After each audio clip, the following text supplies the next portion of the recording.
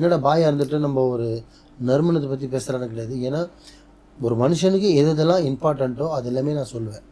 இது பெண்கள் ஆண்கள் கிடையாது. ஏன்னா இப்போ நான் சொன்னது பார்த்தீங்கன்னா உங்களுக்கு தெரிஞ்சிருக்கலாம், சில பேர் தெரியாமல் இருக்கலாம். இந்த மாதிரி நம்ம உடம்புல ஸ்மெல்லு வருது, இது எதனால் வருதுன்னு பார்த்தீங்கன்னா அது முதல்ல எதுக்காக இது முக்கியமாக இந்த விஷயத்த சொல்கிறேன்னா, நீங்கள் தான் பர்சனலாக வெளில போகிறது. ஏன்னா நீங்கள் ஒரு பஸ்ஸில் போகலாம், ஒரு ஆட்டோவில் போகலாம், 4 பேரோட போகலாம். இப்போ நீங்கள் சுத்தமாக இருக்கீங்கன்னா உங்கள் கூட வரவங்க பஸ்ஸில் வரவங்க சுத்தமாக இருக்குன்னு சொல்ல முடியாது. அவங்களும் பீரியட் டைமில் இருப்பாங்க. அவங்க உடம்புல எதனா ஒரு விஷயம் பிரச்சனை இருக்கும், அது உங்கள் உடம்புல ஸ்ப்ரெட் ஆகும். ஒரு ஆட்டோவில் போகலாம், உட்காந்து போவீங்க, ஒரு பெண்ணு தான் இருக்கும் உட்காந்து போவீங்க, அவங்க உடம்புல ஒரு எதனா ஒரு பிரச்சனை இருக்கலாம், அதுவும் உங்கள்கிட்ட ஸ்ப்ரெட் ஆகும். ஸோ உங்கள் உடம்புல இந்த மாதிரி நேச்சர் ஸ்மெல்லோ ஏதோ துர்நாற்றமோ உங்கள் உடம்புல வந்தால் அது ஏன் வருது, எதனால் வருது, வயிறு பிரச்சனையா, இல்லை உடல் பிரச்சனையா, இல்லை உங்களோட வேர்வையில் பிரச்சனைகள் எல்லாம் கொஞ்சம் பார்த்து தெரிஞ்சு அதை முடிஞ்சளவுக்கு க்ளியர் பண்ணிக்கிங்க. ஏன்னா நம்மளை சுற்றி பாசிட்டிவ் இருந்தால் மட்டும்தான் நம்ம வாழ்க்கை நல்லாயிருக்கும். ஸோ ஏன்னா பெண்கள்ன்றது பார்த்திங்கன்னா இன்னொரு வீட்டுக்கு கல்யாணம் பண்ண போகிற விஷயம். அதனால் நம்ம வீட்டில் அம்மா வீட்டில் இருக்கும்போது நம்ம சரி பண்ணிக்கணும்.